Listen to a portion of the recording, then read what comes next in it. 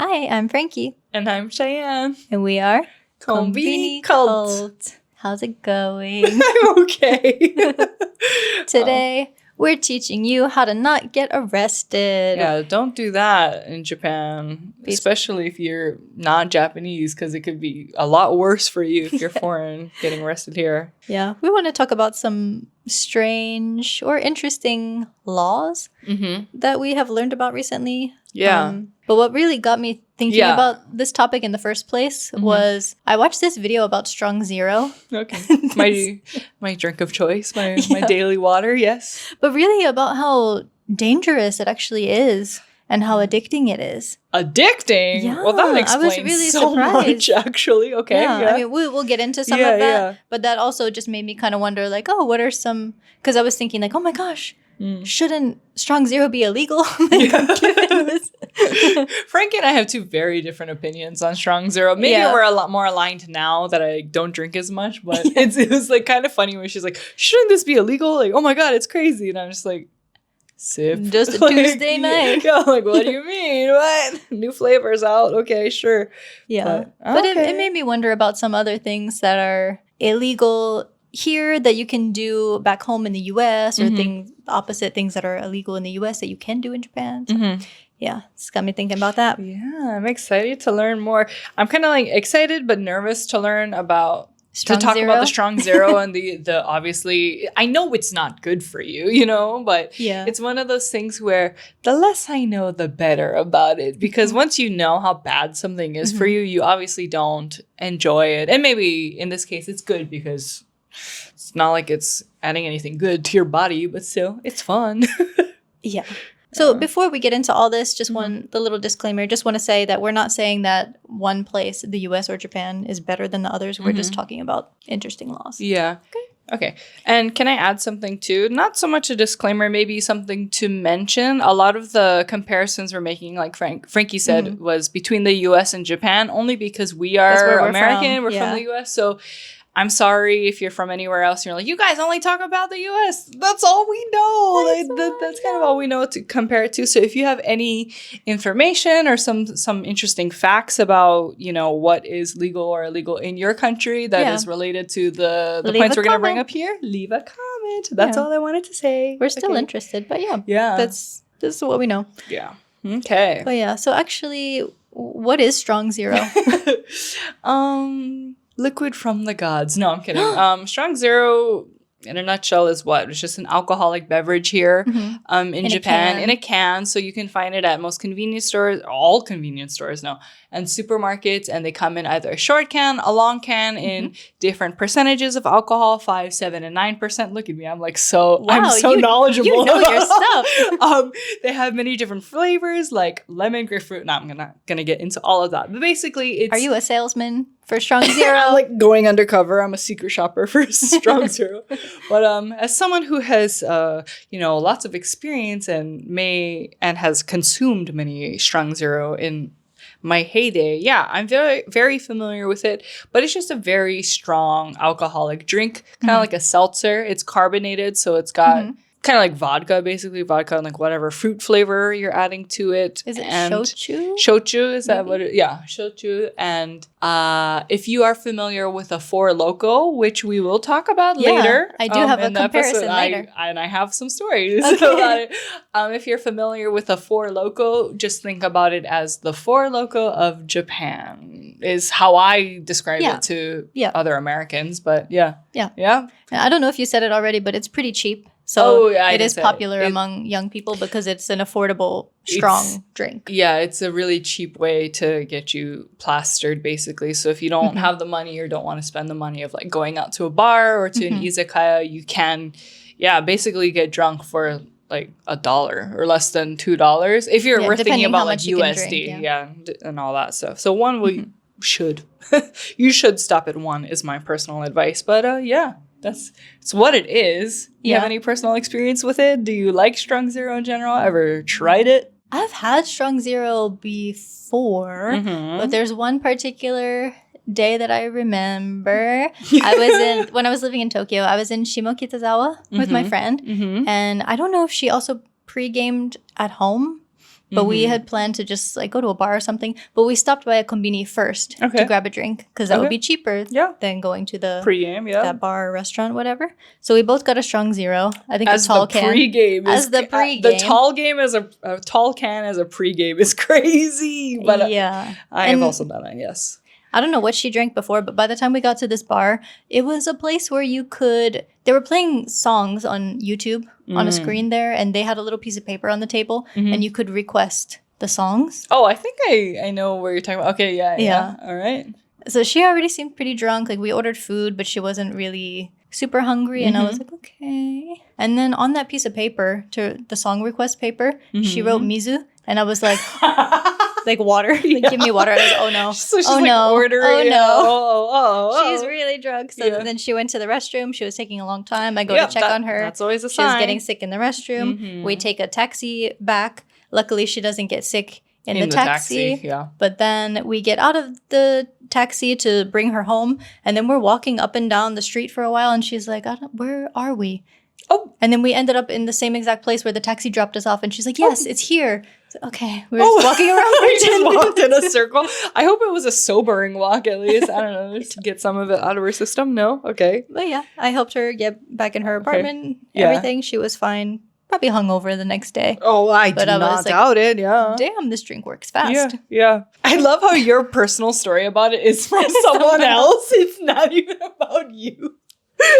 I was like, ooh, because if you know Frankie and I, like in previous episodes, we probably talked about it a lot. Frankie doesn't drink that much. Yeah, these days I don't drink at all. Yeah, more like these days. And I mean, these days I don't either because I was pregnant and now I have a kid. But before that, I did a lot. But I've never drank. I've probably had an alcoholic beverage with you at a restaurant once, but we've never drank and gotten drunk together. So... You've probably seen me drunk. I've never seen you drunk, you know? No? Not that I recall. I don't know. Shall we change that? But anyway, so because of that, when we were talking about personal experiences, I was so excited. I was like, ooh, I'm going to hear like some not funny, but you know, like interesting stories about Frankie. Has this ever, No, I do have an embarrassing drinking story, but it didn't involve strong 0. So we'll keep it to gotta strong save 0 it for another episode. I see. Okay. Well, anyway, I like how it was about your friend. She was okay in the end, just hungover. Everything was fine. But I was surprised how quickly that drink works. Yeah, it is quick.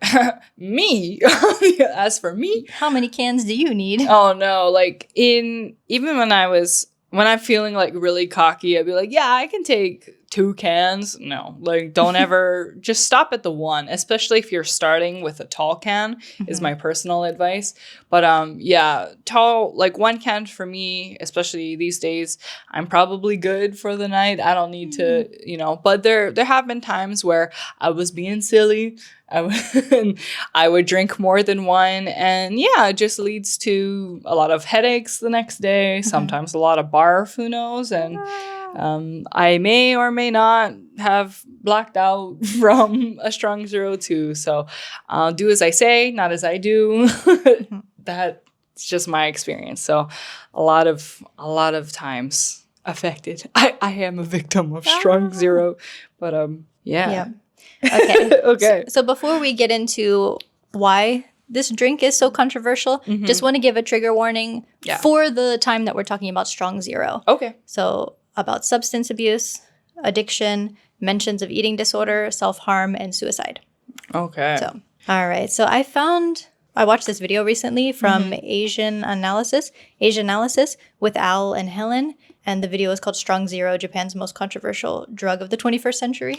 Interesting. Very bold title. That's a bold statement and title. Okay. But I learned a lot from this episode. Nice. So basically, because you mentioned the percentage of alcohol content. Yeah. So the reason that this drink can be so cheap is because it's less than 10%. Oh. So the tax rate is higher on drinks that are over 10%. Also, what's over 10%? Like wines and like whiskeys and all of that stuff. No, don't ask me. Yeah. Yeah, because most wines are like 13%. Ooh, outing myself. Okay, yeah. But all right, I see. Yeah, Sounds so good. the thing is, you can get drunk for faster and cheaper. More bang for your buck, yeah. And then the 0 in strong 0 is 0 sugar. It has the artificial Sugar, sweetener. yeah. So yeah, it is also kind of targeting weight-conscious consumers, which is a slippery slope. She's healthy. Okay, I see. In 2019, 2.691 billion cans of Strong Zero were sold. That's crazy. Okay. That's insane. Yeah. So they also showed footage from a man named Sendagi Yudai, who was a former alcoholic. And he was talking about how Strong Zero was cheaper than a can of Coca-Cola. So it was really easy to buy. And at first, he was just using it to fall asleep. Oh, yeah. But he quickly built up a tolerance for it. And he was drinking 5 or 6 cans a day. And then up to 10 at his lowest point. He goes to the doctor. Yeah. His liver is obviously very messed up. Yeah. He was, I think, in his 20s at the time, but the doctors told him if he were older, he would have had cirrhosis of the liver. Yeah. That's crazy. 5 to 6 a day is nuts, considering, I mean, I'm going to assume 5 to 6 small ones. Of the regular cans. Yeah, the regular cans. I mean, that's still a lot, considering that one short can even can still, you know, get you pretty buzzed.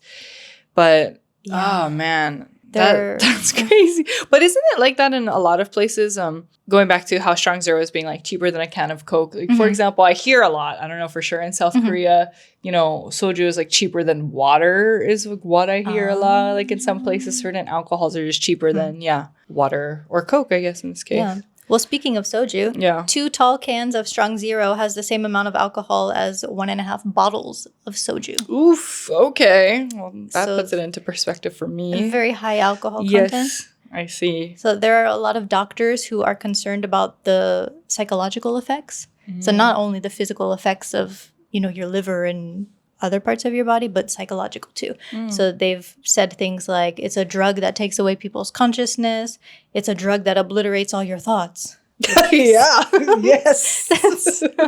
I can attest to terrifying. That. Yeah. Yeah. And they've also cited connections to eating disorders, over-the-counter drug overdoses, and self-harm, which doesn't necessarily mean that Strong Zero is going to cause these problems. But if it's already there and you're using this drink as escapism, it could just make it so much worse. Yeah. Whew. Yeah. There's a lot of negative stereotypes about the drink too. Oh. That it's basically, you know, like a drink for homeless teenagers. I've never heard that stereotype before for homeless with teens. Like Toyoko kids and stuff. I've seen drinking them. So I see it. You know, I'm like, okay, well, I hear that. I'm like, I guess Toyoko kids, that it doesn't make sense is what I'm saying, but it checks out, I guess, that stereotype. But also in my mind, when I think of Strong Zero, I think of like foreigners. Yeah. I think of foreigners broke or English like teachers. Yeah, or like salarymen, kind of like, because you'll see a lot of salarymen either drink a Strong Zero maybe on the way home on the train, or the kanzake, like the clear like jar filled with like sake. the 1 cup sake. The 1 cup sake, yeah. Have you ever tasted that? It's nasty. I haven't. It's like the Everclear. Strong. It's crazy. Yeah. But going back to foreigners, have you remember those memes where it was like whatever starter pack or something, and it was like a 4 square of like something? And so there was this meme going around a long time ago where it was like the Gaijin starter pack, like Gaijin in Japan starter pack, and it was like a Strong Zero, like an English teaching job, the Leo Palace apartments, and I don't know, maybe the JLPT or something like that. Yeah, so I was a part of that. But yeah, so that's what I think of it. But I see. Okay. So I was also looking into this doctor called Matsumoto Toshihiko. He's the head of research into substance abuse at Japan's National Center of Neurology and Psychiatry. So what are some of his concerns? Well, Dr. Matsumoto is also concerned about the connection between alcohol and suicide, citing Finland as an example for suicide prevention. They cut their suicide rate by 30% after raising the country's alcohol tax. He understands that banning alcohol outright is unrealistic and would probably not work, but the tax strategy could be helpful. I see that. Yeah. He's a big critic of Strong Zero. Yeah. I mean, I see that, but considering how strict Japan, my personal opinion, like how strict Japan is with just other like drugs? Specifically weed, like there's no other outlet, I guess, like Japanese, you know what I mean? Especially if they're using alcohol to relax or as an escape or whatever, because, you know, other recreational products are very much banned here. It makes sense why people just consume alcohol the way they do here in Japan, because it's so easily accessible. It's the only thing available. Yeah, it's the only thing they have. Yeah. But okay. Yeah, I thought that was interesting. Yeah, that is interesting. And then I also thought about how it seems similar to Four Loko. Yep. Which I've never drank a Four Loko before. Okay. Frankie brought on an expert, like, you know how some podcasts or whatever, like you'll bring like an expert on the topic this is me. That's why you're here, to tell us about Strong Zero and Strong Four Zero Loko. and Four Loko expert. No, I'm just joking. It's not good that I know so much about it, but yeah, personal experiences with Four Loko. Like Strong Zero, it's very cheap. They come in like those tall cans, and I feel like they have a lot of sugar. They have a lot of stuff in it, which we'll talk about what is in a can of Strong or Four Loko in a second. But yeah. Oh, would you say it's a popular drink for, you know, university students? Yes, and so going back to my personal story, it's cheap, and the only time I drank it was when I was a university student. Okay. So this is from like 2013 to 2014 ish, and yeah, because I was in college, you're broke, obviously. It's really cheap. It just kind of one of those things, like one can will do it. And for me, they come in all kinds of different flavors too, and they're like really sweet and very easy to drink. It's almost scary how like juice? how I don't know, quickly like you can drink it, because it doesn't taste like alcohol. At least, well, I'm sure the first time you drink it, it really tastes like alcohol, but like it's really masked by a lot of other like syrups and products in there. Interesting. So this is not me bragging. I just, you asked me to come here with a personal story, and here I am coming with personal story. Thank you for being vulnerable. Yeah. This is me opening up to you all. Do as I say, not as I do. When I was in college, I would go through like a fast food restaurant or whatever, like the drive-through would be my friends for the pregame, mind you. And we're not drinking while doing this, just wanted to put that out there. But before we started the party, we would go through the drive-through. We'd each order like a large cup of ice. That's all we would get. So it's what, like 50 cents? I don't know. Like, and then that's all we get. And then we'll go to the liquor store and get a Four Loko, and you pour the Four Loko into the cup of ice. And so it's like a nice, chilled, easy to drink beverage throughout the night. And that we also did that in part because in the US, like public drinking is illegal. Yeah. And so you can't just walk around with a can of Four Loko, obviously. So when we would like, I don't know, go hang out in the city and stuff like that, we would just use those like fast food cups with the ice, so it's like easier to conceal and drink. And yeah, I remember doing that, but the rest of 2013 is very blurry for me because of the Four Lokos and stuff I was consuming. But yeah, that's kind of my personal experiences. Similar to my Strong Zero ones, is a lot of barf and a lot of hangovers. Yep, that's it. Okay. Yeah. So Four Loko can have anywhere between 8 to 14% alcohol content. Yeah, it's crazy. And I remember when this drink was first introduced, there were a lot of news stories about alcohol poisoning and stuff. Yeah. So actually, the FDA in the US, the Food and Drug Administration? Question mark. I forgot that for a second. Yes. Yeah, but they flagged the drink for the combination of alcohol and caffeine. So they had to change their formula, and they removed a bunch of ingredients like caffeine, taurine, and guarana. Yeah, I remember that being a huge issue too. What those are. Don't really know what taurine and guarana are, but the alcohol and caffeine mix is crazy to think about. You're not thinking about it when you're like 18 and dumb and young, but like now, what the hell? Yeah, but yeah, that is crazy. Okay. But they removed it. Yeah. They changed their formula, so it's still on the market. I didn't know that. I think the last time I ever drank it, maybe this controversy was going around. And so maybe I just, I don't know, thought in my head it wasn't for sale anymore. I thought it just like wasn't a thing. Like wasn't even That's available. what I thought too. In the liquor stores and stuff like that. But no, it's like still very much being sold then, just without all of the... Yeah, I think so. Just with a new formula. I see. Well, I guess when I go home this year, I gotta try... I'm kidding. I like never want to see one of those cans ever again. Yeah. Okay, so trigger warning finished. We're going back to normal talk now.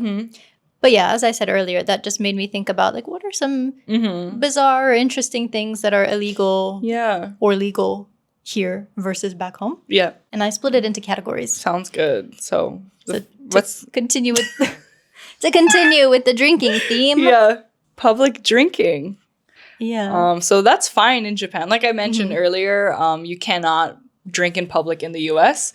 So walk around with a can or bottle of wine or whatever. Here in Japan, it's totally okay, except on the streets of Shibuya as of October 2024, so last year, from 6 a.m. to 5 a.m., which I did not know about. 6 p.m. Oh, sorry. 6 p.m. to 5 a.m. 6 a.m. to 5 a.m. That's like the whole day. I thought it was like only during Halloween or something you couldn't drink or go out at night, but it started because of Halloween. Oh, yeah. If you remember the Shibuya... I say the Shibuya incident, but I'm pretty sure that's from Jujutsu Kaisen is like the name of that series or that episode. But when people pushed the K truck over and there was just lots of stuff happening then. Yeah, Halloween gets rowdy there. Yeah. But maybe, I don't know, it seems more regulated now. I don't know what's going on these days. Yeah. I've never done the Shibuya Halloween. I've done it once in 2014 when I was a university student here, but that was also before it was crazy. It was kind of more like... You walk around, you see other costumes, you take pictures. I remember it.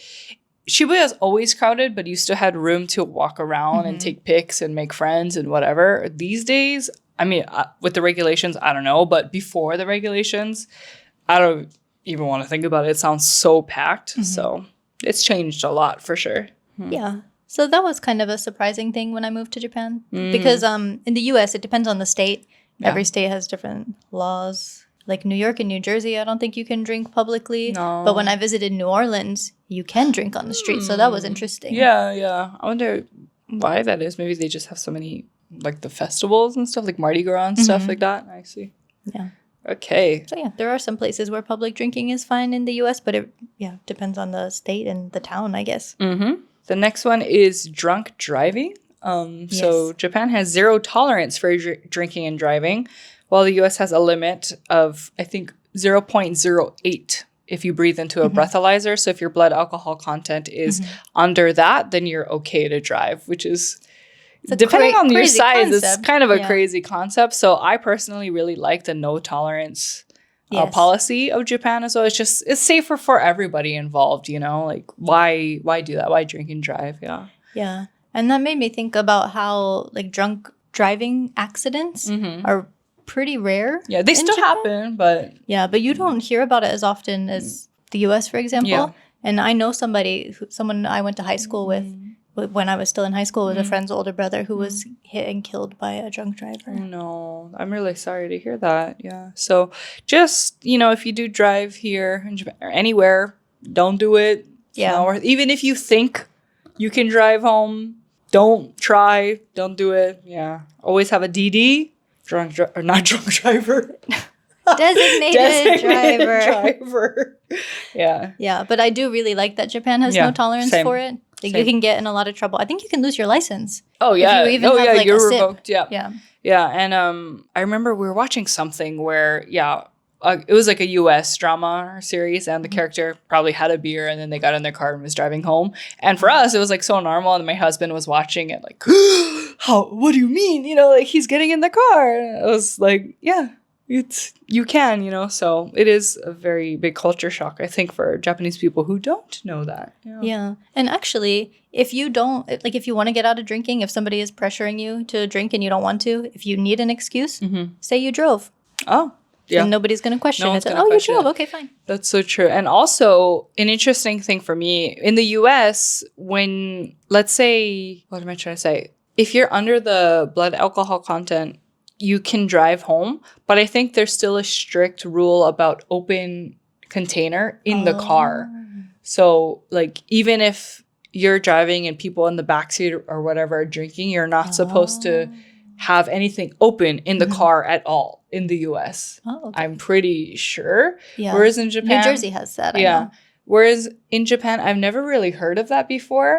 I think you can have it open as long as the driver is 0 blood alcohol content. Yeah. I think so. Right? Oh, also something interesting I noticed. Like a few years ago, me and a couple friends drove from Osaka to Yamanashi to do something. And then on the way home, my friend's boyfriend wanted a beer. And it seemed like at most of the service areas on the highway, they didn't sell any alcohol. That's good. So a lot of the beers were non-alcoholic beers. Yeah. Because her boyfriend was like, I'm not driving, but I want a beer, but I can't find one. Yeah, so that means, he knew he could just drink in the car as long as he was not driving, right? Yeah. Yep. Okay, so I was right about that. Nice. Yep. But is it just cars that have a 0 tolerance policy? No, you're not supposed to drink and get on your bicycle either. Do you think people in Japan are following that? No. Not at all. I've seen so many Oji-sans here fall off their bike, especially in Osaka, where I've had to like help them up because they're riding their bike maybe when they shouldn't be. Yeah. Yeah. Technically, you're not supposed to. Yeah, I don't know how hard they crack down on that, but don't do it. Just don't do it. Yeah. Right. Okay. There's also vending machines here. You know, Japan is so renowned for their vending machines, but there's also vending machines that have alcohol. Yay! Have you ever bought alcohol from a vending machine? I don't think I have, actually. Yeah. I don't remember, no. Maybe not. Because I can't remember, but the reason why I wouldn't have is because they're usually more expensive in the vending machine than if I were to just like get it at a Conbini. True. So, yeah. I don't think so. Yeah, I haven't either. But apparently they check your ID. How? I'm sure it's you probably scan it or something. Really? There's probably ways to get around that. Yeah, now I gotta check. Because I don't think I've ever seen something like that. But okay. Yeah, I mean, that's good. Because I thought it was more like, I remember first seeing that and thinking, well, what if high schoolers or what if kids want to do it? And I thought it was just honor system. Like no kid wanted to be caught doing it. And so that's how they, can just get away with like not scanning IDs or anything. But if they do scan your ID, that's good. I think they do scan it. Okay. When it comes to selling alcohol, in Japan, a general liquor retail license is required, but there are not restrictions about what type of shop can sell alcohol. So in theory, anybody could get this license. And then the US seems to have more restrictions about like what types of places can sell alcohol. There's also things called dry towns. Yep. Which no alcohol can be sold at all. You can buy it in the next town over and bring it home.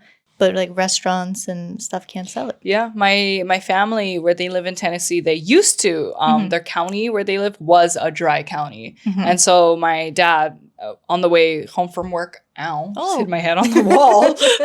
On the way home from work, because he would work in like a town over, would do that, just buy it on the way home, and then once you're in your town you live, you just couldn't do anything without driving outside of it. Although the last time I visited, it is now. What would you call it? A wet town? Like they started selling alcohol there. Yeah. So it can change, I guess. But yeah, people there seem a lot happier now that a liquor store has opened. Yeah. All right. Yeah. One of my uncles owned a restaurant in a dry town. So people who, came to the restaurant to eat, they could bring their own. BYOB, but they couldn't purchase it in that town. Interesting that, I mean, I guess it makes sense. They could just still drink. You just got to bring it yourself. But I'm sure when you do have a liquor license or when you can sell alcohol in a restaurant, your sales probably increase by a ton, right? So it does, unfortunately, I don't know, help business in a lot of ways too. Yeah. How about making your own? Well, in Japan, you get 10 years in prison for making alcohol at home if it has more than 1% of alcohol. And the only exception is umeshu because it uses shochu, which is not made from scratch. Yeah, so you would buy the shochu. And then and then use that to make the umeshu. So it's like, okay, I see the workaround, Yeah, because when I first heard that 10 years thing, I was like, but everybody makes umeshu. Yeah, and then there it is, That's because you buy the shochu. I see. How about the US, though? They have some restrictions for distilled spirits, but you can make things like beer or wine at home. up to a certain amount. Oh, okay. Yeah. Do you know anyone who makes their own like beer or anything? No. No? No. Do you? No, I feel like it's a lot of work. I mean, I don't know how making alcohol works in general, but it just seems like a long process. So Yeah. no. I've been to wineries and breweries before to learn about the process, and that does not seem like something I want to do at home. Like, no thanks. You gotta get hops, yeast. I don't know, like how that. I don't know how that works. Just let me drink it. A barrel to age it. I don't have a barrel. Who's got a barrel laying around? Okay. Anyway. And an interesting law that I found. Yeah. Pressuring colleagues to drink alcohol at work parties, or nomikai, is banned as power harassment, and you can get a fine of up to 200,000 yen. Yeah, but is that I've enforced? never seen that be enforced before. I've seen it happen to other colleagues. I've seen it happen to me. To strangers? To other colleagues, you know, like, arrest me. But yeah, because haven't you ever heard of like, hi, like that? That is like the drinking, I don't know, chant for when it's like when you get iced in college, if you find like, what is it, the Smirnoff Ice or something, you have to drink it. Oh, is that Frankie's learning so much this episode. I didn't know I was so innocent. Yeah, so you usually like hide a bottle of it and then you trick your friends into like, be like, hey, like, can you grab me something from the bag over there? And then if they like find it, you'd be like, and then they've got to like drink it, like chug it basically. Okay. So the Japanese version of that is just like doing that chant, and then you have to chug your drink, basically. Oh, yeah. Okay. Yeah. Okay. All right. Let's get into food. Anyway, sorry. Yes. Ooh. So, what? Raw liver. So there's a lot of raw foods that are eaten in Japan, I would say, especially when it comes to seafood. But there is, I mean, even my husband enjoys raw liver. Raw? Have I eaten it raw? But from 2012, it has been illegal to sell raw beef liver for consumption due to E. coli risks. But there are some shops that will still give it to you. Yeah. Like the way that I've seen it is like they'll put it on the table and be like, you should cook it. I see. I guess you could probably eat it raw if you want to, but you should cook it. I see. So they're finding like a workaround. Yeah, and it's by like word of mouth. They can't really advertise like we're selling raw liver for consumption. Okay, I see. But it's just like, oh yeah, my friend recommended this shop, and then you ask the staff like, do you have you got the raw liver? Yeah, because now I can't remember, because this is liver as in reba, right? Like the Japanese reba. Because I've definitely eaten it here in Japan recently, but now I can't remember if it's raw or cooked. I don't know. I've never really thought about it, to be honest. I don't like it that much where I'm thinking about it, so I guess I'll keep it in mind from now on. From now on. What's Ooh. And stuff like other innards, I guess. Yeah. Lungs. So in Japan, it's not as common to eat, but you could consume animal lungs at certain places. Do I assume cooked. Cow lung, sheep lung, like just, I mean, obviously not human, right? Definitely not human. Yeah, okay. When I first saw the notes, I was like, I assumed cow. Yeah, okay. Cow lungs, I see. Yeah, but in the U.S., absolutely no. Yeah. The U.S. Department of Agriculture banned the sale of lungs for human consumption in 1971. Oh, a while back. Interesting. Okay. The next NG food item here is horse. Not here, back home. Oh, yeah, back home, sorry. But horse meat is illegal to produce, sell, or import in the U.S., but in Japan, here it's fine, and they even have horse sashimi. Have you ever tried basashi? Basashi. Yeah. Yeah, I have tried it in Kumamoto. Thoughts?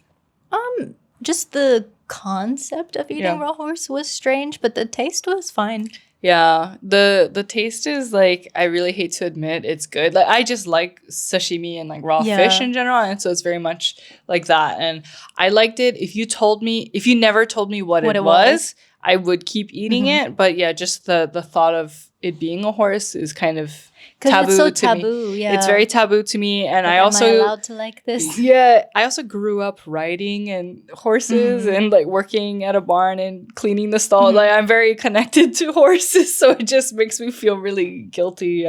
Yeah. So where I tried it was in Kumamoto, and they started eating horse meat from, I think there was some battle where people got kind of like there was a siege or whatever, and people were trapped in the castle, so they had to kill their own horses for consumption, and like then survival. Then it ended up becoming a delicacy. I see. So yeah, I wanted to try it there because it's famous. In that area. Yeah, it has some history to it. Yeah, and I did make a video about it, and of course there were some comments that were like, "How could you? Dare you?" I know. It's like I'm not proud of it, but also culture. It didn't taste bad though.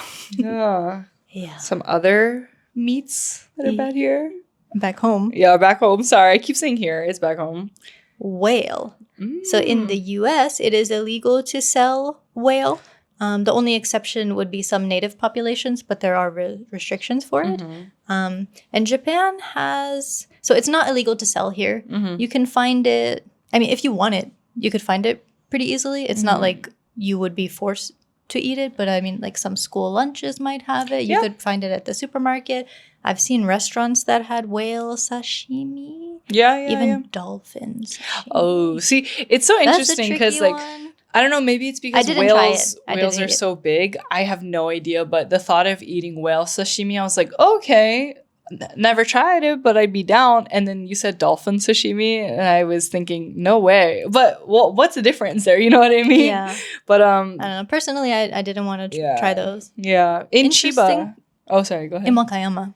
Oh, when I was living in Chiba, it did come out Chiba. in the school lunches, like you mentioned. Yeah. Once, not all the time, of course. It was kind of like a once in a while thing because that school in Chiba in particular was just very down south, close to the ocean. It kind of made sense for them. Yeah. The place where I saw the sashimi was in Wakayama, but I've seen it pretty much all over the country at like markets and it's sometimes not a supermarket. Unusual. That kind of reminds me of jellyfish as well. I see jellyfish a lot here in Japan, but I don't know if it's illegal or not in the US. Should have researched that one. Sorry. But well, it's certainly not common. Yeah, it's not common at least, but I kind of like jellyfish. I never tried it. It's nice. It's like kind of slimy but crunchy, like the little slices of it. Yeah, I've never tried it. Okay. Oh, another one. Yeah, another one. This is kind of like real taboo for Americans is raw chicken. So I found it's just not recommended by the FDA to serve raw chicken. I don't think like cuisine in general in America has anything with raw chicken. But in Japan, you know, the raw chicken sashimi is kind of normal. You don't see it all the time. Yeah, it's not like people are eating it every day. Yeah. But again, like if you want it, you can find it pretty easily. And I think obviously the way things are processed here versus in the US are a lot different. I don't know, the risk of salmonella is a lot higher in the US. Yeah. And that's why you're not recommended to eat raw chicken or raw eggs, cookie dough even, because it has raw eggs. That's kind of how bad it is versus in Japan. As you know, raw eggs are consumed all the time. True. But I did ask my husband about raw chicken or the sashimi if he's ever eaten it. And he was like, no, like we're not just... Whale sashimi? Raw chicken. Raw chicken. He was like, no, we're not just eating that like willy-nilly. So I think you really have to look for it or find a place that does it. So you've never tried it? No, I kind of, that's one I would rather try whale and dolphin before I try raw chicken almost. Yeah, because I think the fear of getting salmonella is so scary. I'll eat a raw egg any day in Japan, but I'm still working my way towards raw chicken. I don't know. Oh. Scary. You? I have tried it. How is it? The taste wasn't bad, but yeah, just the concept of eating a raw chicken was strange to me. How was the texture? Just like any other sashimi product? Yeah, I guess maybe similar to, not as tough as like awabi or like octopus or something, but kind of similar to that. Yeah, I think it's softer than that, but a big part of that too. When I got pregnant, like I had an aversion to chicken for whatever. I think just the thought of it being a bird, just I don't know, mentally freaked me out a little bit, and so the thought of eating it raw to this day, I'm just I don't need to do that. Yeah. Well, the reason I tried the raw chicken, so I was on a date in Tokyo, and we went to an izakaya, and then he was like, "Oh, is there anything that you don't eat? Is there anything you don't like?" And I was like, you know what? I just got here. I'm going to be adventurous. Ooh, look at I'll you, try anything. Adventurous. Okay. And then he orders chicken sashimi. And then I was like, what's this? And then he said it. And I was like, And he was like, but you said you would try anything. Yeah. Do for me, babe. Did you? I had one piece of it. And I was like, you didn't get sick. You felt fine. Yeah. Yeah. I tried it. Good. I don't particularly like it, but okay. Now I know. Okay. All right. The last one of all the fish products, at least we can find, is fugu or puffer fish. Yep. So did you know in Tokyo, chefs are required to go at least, 2 years of extensive training. So you really need to master the art of cutting the puffer fish before you can sell it. And you need a special certification and all of that.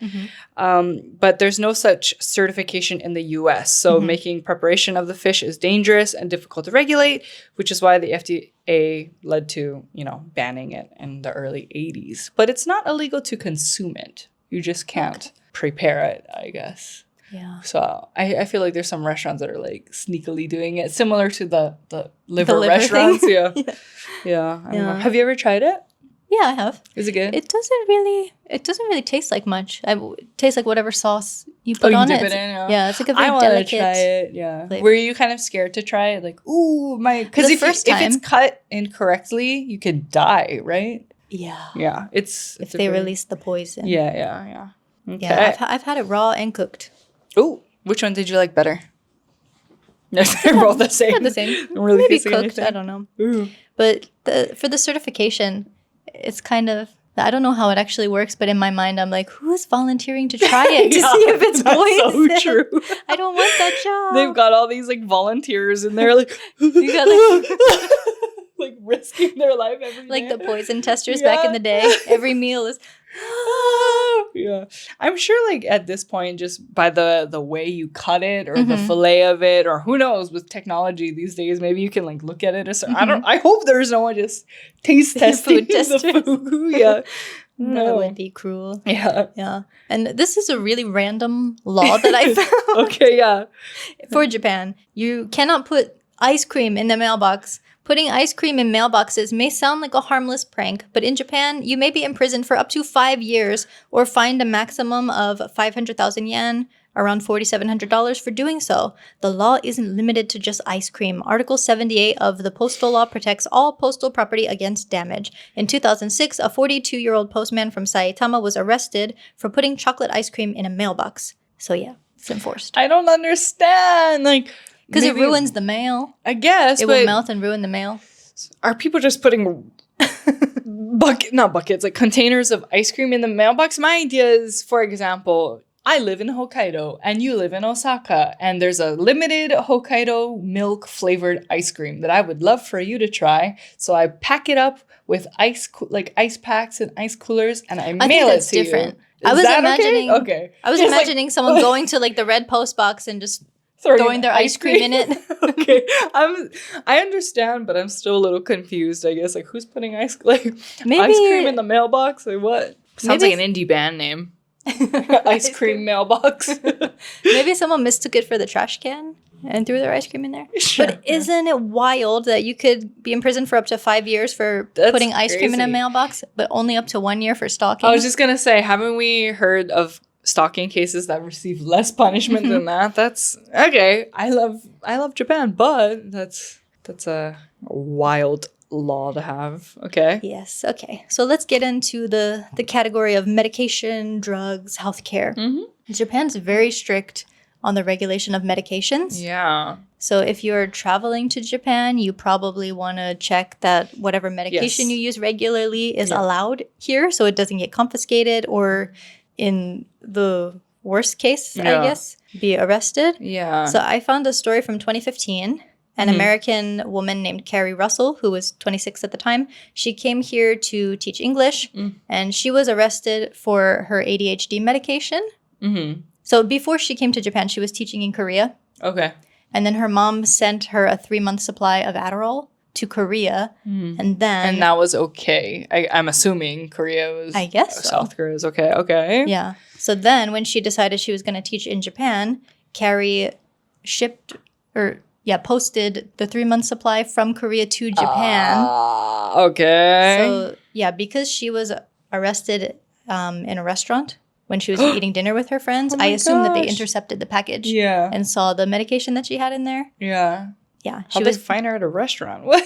That's scary. Okay. She was detained for 18 days. Oh, man. Poor thing. But the reason for Adderall specifically is because it contains amphetamines, which are strictly outlawed in Japan. But that doesn't mean all ADHD medication is banned. Yeah. So I don't know. Do you want to talk about your sister, or should I talk about my experience? Oh, with yeah. it first? So kind of related to this, my sister is on ADHD medication, and I'm assuming, I don't know the type, I'm gonna guess it's Adderall, because when we were talking about, what she needed to prepare before she came to Japan, thankfully she checked, the list of medications that were illegal or just you're not allowed to bring here, and her specific brand of ADHD medication was on that list. So she unfortunately just had to, she was only here for a week anyway, but travel here without her ADHD medication, and we were silly the whole time. I don't know, like it really sucks that she couldn't do that. I mean, she could have, because there's a special form you need.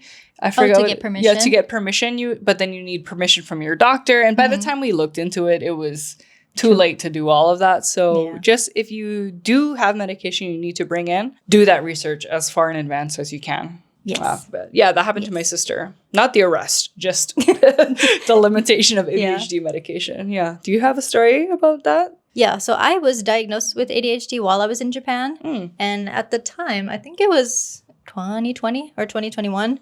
At the time, they told me that the only option for medication was one called Concerta.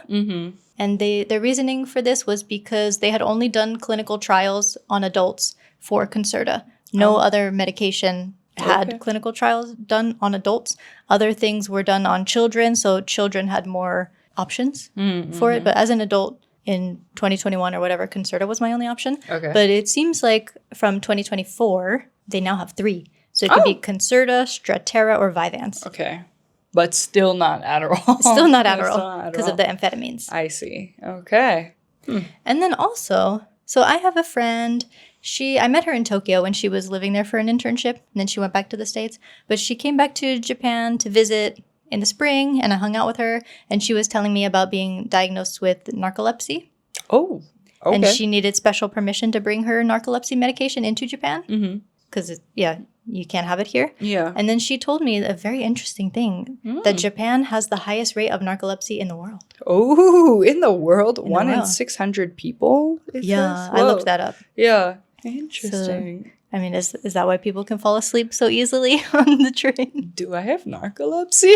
Is that why a sleep study. Is that why I can fall asleep on the train? But then, like, immediately, as soon as those doors close, I don't know what it is, I just knock out. My friend, too, she wasn't, like, diagnosed with narcolepsy or anything, but she's, like, pretty sure she has it as well, because she's fallen asleep during a test before, like a college exam.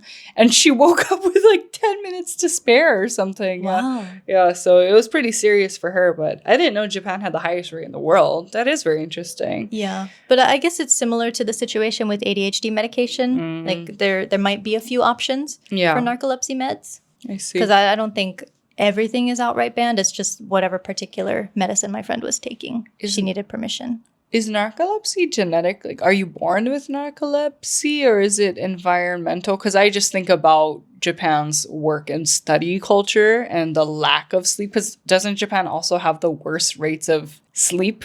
You know what I mean? So I wonder if those tie together. Interesting. Yeah. Okay. Speaking of other drugs.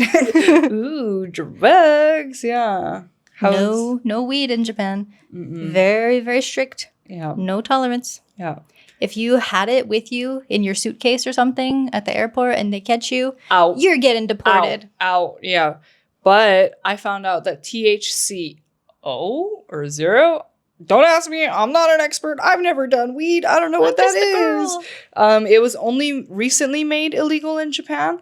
And I looked into this because I don't know if you've seen around Osaka, specifically Amemura, there's a lot of, like, some stores will have a big weed leaf on their window. And it's like, I don't know if it's there it was anymore. like the CBD oil or something? It is CBD now, but like a couple years ago when I first moved here, because I was like, what is that? You know, they had a big weed leaf and it said THC, weed. I don't know. It was very in your face, like weed. And when I like looked into it, all of their products had, I guess, I don't know if you want to call it a loophole. It wasn't THC specifically, the illegal one, I guess, in Japan. It had the legal one, THC. Or there's also THCH. I don't know. Like, a different strain of something that was illegal, and you were allowed to sell it and purchase it here in Japan. However, I noticed within the last year that store doesn't exist anymore. And when looking into it, the THCO and those other strains were also made illegal. Like pretty recently, within the last year or so. So they caught the loophole. They caught it, but CBD is still legal in Japan. So that's like, if you see any stores and they've got the weed leaf, it's CBD. It's not THC for anyone who's like, ooh, it's CBD. Yeah. Okay. Anyway, I won't get into what the difference between CBD and THC Don't is. ask me. I don't know. I had like a little tidbit about it, but it's okay. It doesn't really matter. We don't need to get into the details of how many milligrams per liter of THC exist in CBD and all that stuff. Do your own research on that. But anyway, you can get CBD products here, so you'll see it a lot, like CBD coffees or something, like cafes here in Osaka, or even Don Quixote has a lot of CBD like gummies or like vape products and stuff with CBD too. Interesting. I've never noticed. Yeah. So not really about drugs, but just healthcare in general. So have you ever heard this thing about the government monitoring your waistline? I don't want to know about it. What is that? That sounds very, I don't know. Yes. As part of the 2008 Metabo law, the government monitors your waistline after you turn 40 years old to ensure that you stay healthy. The waistline circumference limits imposed on men are 85.09 centimeters and 89.92 centimeters for women. Oh, it's bigger. For women. But like slightly. I was like thinking, at least it's bigger because women are, built differently, whatever, but also it's a few centimeters. Like not even 1 whole centimeter? Okay. Yeah. The companies even arrange for weight loss classes to help overweight employees keep fit. So I have heard this before, but I haven't really heard about it being enforced though. Yeah, I've never heard I know of that this. it exists, Oh, but okay. I've never heard of that. I don't know how strictly it's actually enforced. Yeah. Also, I just said it's not even bigger by 1 centimeter, but it is. It's by 4. Sorry, I couldn't. My eyes were just not working 5 seconds ago. But it still 4 centimeters. What is that? Like that's not that much of a difference, Yeah, I don't know. I'm an American. Don't ask me to do metric. I have no idea. Very interesting. Yeah. Okay, so now let's get into the category of marriage and family. Okay. So did you know if you get a divorce, women have to wait 100 days to get remarried. Up until 2016, it was 6 months. You had to wait 6 months to get remarried. Why? Because it could cause confusion if you're pregnant about who the father is. Shut up. Okay. And to no one's surprise, men have no waiting period. They could get married the next day or the same day if they want. So stupid. Even 100 days. Like, it got less, but also 100 days? What? So the reason that I found out about this waiting period in the first place was all these stories come back to the lady who hit me on my moped. And I'm sorry I laugh every time you bring that up. It's okay. Because it's so funny. Ridiculous that you got hit by a lady on your moped. I know. Because everyone was okay, so we can laugh about it now. Right? Yeah. But she told me so much about her life. Yeah, and it was so interesting. Trauma dumped on you, I remember you told me. Yeah, but I mean, I don't know. If she needed somebody to talk to, that's fine.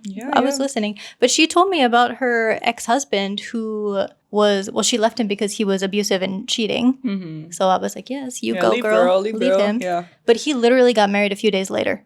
Oh. And she was like, did you know women have a waiting period? And I was like, what? Okay, so you found that out from her. Yeah. I see. Poor thing. And like, so she's just, I don't want to say trapped, but she really just can't do anything, I guess, for the 100 days. Meanwhile, her husband was quick to move on. So clearly, I mean, I know you already said he was cheating and stuff, but like that was like the proof of it too. So clear. He just had someone in the stands, what do you call it? On the bench waiting. Yeah, that is gross. Crazy. Yeah. And you probably know this one already, that married couples need to share one last name. Yep. So it doesn't necessarily need to be the man's name, but it usually is. You need to share one last name unless you're a foreigner. Then you can't change your name, actually. I didn't change mine. Yeah, I didn't change mine because I couldn't change mine. Why? Because you need to apply to change your name in your home country first. So you need to change your name on your U.S., if you're American, for example, you need to change it on your passport and then change it on your residence card. And then so whatever name is on your residence card, then it can be your name. And I remember this specifically because when my baby was born, another frustrating fact about Japan is you can't write, I've mentioned this already, you can't write the father's name on the birth certificate unless you're married. Yeah. And because we didn't know that, we were kind of in a quicker rush to get married before my baby was born. And then when we were at the city hall, you check the box, I will take my husband's name or my wife's name, whatever. And the lady just looked me dead in the eye and said, you can't. And I said, why not? And she said, because you're a foreigner and foreigners can't. So here, not so easily. Yeah. So you can get a Japanese name without changing your passport and all of that stuff, but it's only going to be an alias. Yeah. So you can change, your alias if you want to go by a specific name and it works for bank documents, credit cards, whatever.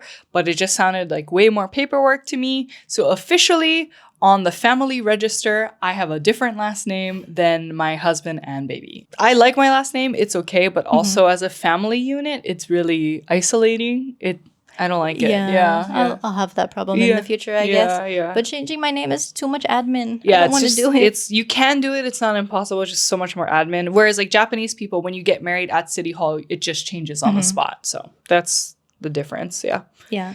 Oh, I always bring them up to the elderly couple that I used to teach. So they both took her last name. Oh. So that's another reason why they're the coolest people. Yeah. Okay. Yeah. Okay. So regarding naming your kids weird things, like kira kira names. Yeah. Glittery names, I guess, in English. Yeah. In the interest of the child's welfare, parents cannot select names that are ambiguous or carry negative associations. A famous example occurred in 1993 with the name Akuma, meaning devil.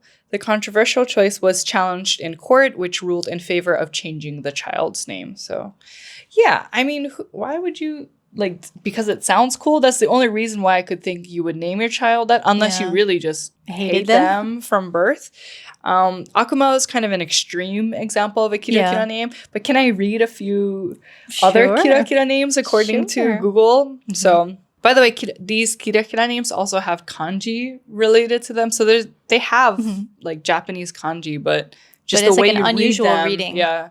Is different. So the first one that comes up is Pikachu. Yeah. There's Pooh. No more Pikachu. Yeah, like Winnie the Pooh. Nike, as in just do it, Nike. Nike shoes. Doremi. Earth, Cosmo, Angel, Adam, and Caesar. And so if you're an English speaker or from, a Western country, these names are very doable, if there's a lot of angels out there. Caesars, maybe an Earth and Adam, I don't know, ATOM. ATOM. Atom, yeah. Atom. But in Japan and in the Japanese language, it's very unheard of. And so, those are out. You're not allowed to do them anymore. Yeah. But kira-kira names, they're not strictly illegal, but from 2025, there's been more restrictions put on them. Yeah. Another thing. Oh, I also learned this from the lady who hit me. You learned so much. So I guess it was a good experience getting every day you give gratitude to the day you got hit on your moped. She taught me so much. I don't regret being hit. Yeah. So she told me that child support can be mandated by the courts, but if the person doesn't pay it, they won't follow up on it. Yeah. So I wanted to look up some of the difference between Japan's child support system and the U.S. because it's much more strict in the U.S. Oh, yeah. I feel they will, go after you. So let's see the details about that. In Japan, divorcing couples often reach agreements regarding child support. However, enforcement is lacking. According to a government survey by the Ministry of Health, Labor, and Welfare, only 44.5% of single-parent households have any formal agreement in place, and just 24.3% actually receive the payments. In most cases, non-payment is not subject to criminal penalties. Instead, civil enforcement must be pursued, which can be time-consuming, expensive, and emotionally draining. As a result, many custodial parents, particularly single mothers, are left financially vulnerable. Yeah. Whereas in contrast, the United States treats child support as a legally enforceable obligation. Both state and federal agencies collaborate to monitor and collect payments. In states like California, the following actions may be taken against non-paying parents: wage garnishment, driver's license suspension, passport renewal denial, and bank account seizure. Damn. Additionally, Failure to comply with court-ordered payments can result in being held in contempt of court, which may carry a jail sentence of 5 to 6 months. Yeah. That's heavy. Pay up. Pay up. Yeah. Pay up. Okay, next category. Yeah, our last category of the day, I think. The final. Daily life. Yeah. This is kind of random stuff. Do you want to read that one? You could go for it. So the first one we have, drivers must slow down through puddles to avoid splashing people. And if you do, you can get a fine of up to 20,000 yen. So random. Has this ever happened to you? Like someone splashed you in a puddle? Not in Japan. In the US, right? Yeah. People do it intentionally, right? Yeah, people do it because they think it's funny. Yeah, it's not funny. It's happened to me a couple times in high school. So I'll be like walking home and you can just, when a car is intentionally. No.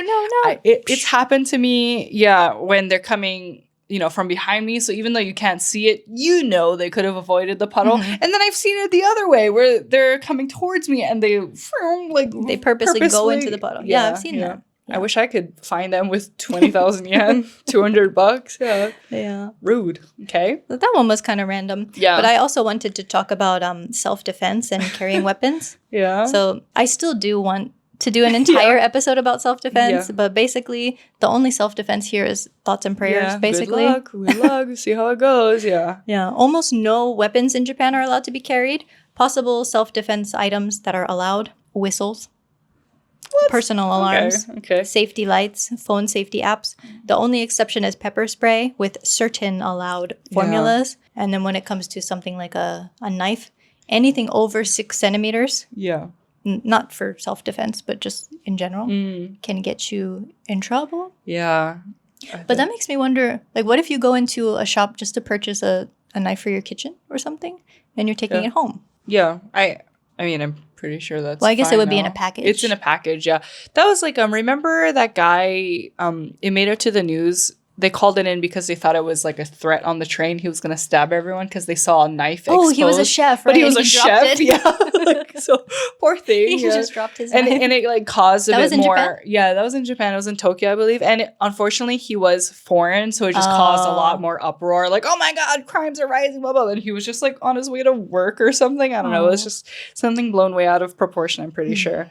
But going back to the pepper spray one. Yeah. And speaking of moms sending their kids medication and all that, getting in trouble, I'm so glad I kind of knew about this. But my mom, I understand she's like a worried parent, and I think she doesn't understand the differences in safety when it comes to walking at night and being alone and stuff. So when I would tell her when I first arrived to Japan about how, I'm like gonna meet my friends, I'm walking and whatever, blah, blah, late at night, she was very scared for me. And she offered to, I think she almost did offered to mail send me, to mail pepper spray to me, and thank God she didn't, because I could have gone to jail. Been detained. Exactly. So just be careful out there too. Even though, like Frankie said, even if it is in self-defense, it doesn't always, unfortunately, work out for the person who's defending themselves. So just you gotta be careful. It's a slippery slope with that one that we'll talk about in the future. But we did also mention it a bit in the stalking episode, where basically, if you want to carry something for self-defense, that is tricky because it could look like there's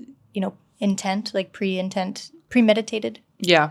To use it on somebody. So yeah, not a lot is allowed, but we will go into depth in the future sometime. Yep. Well, what a range of topics we covered today. We started out with what's in strong zero to watch out for your self-defense. But and don't drive through puddles. Yeah, don't drive through puddles. Purposely to splash people. That's or put ice cream in the mailbox. That was crazy. But anyway, that's all we have for you for this episode. Thank you so much for sticking around and listening and watching, as always. And we'll see you in the next one. Bye. Bye.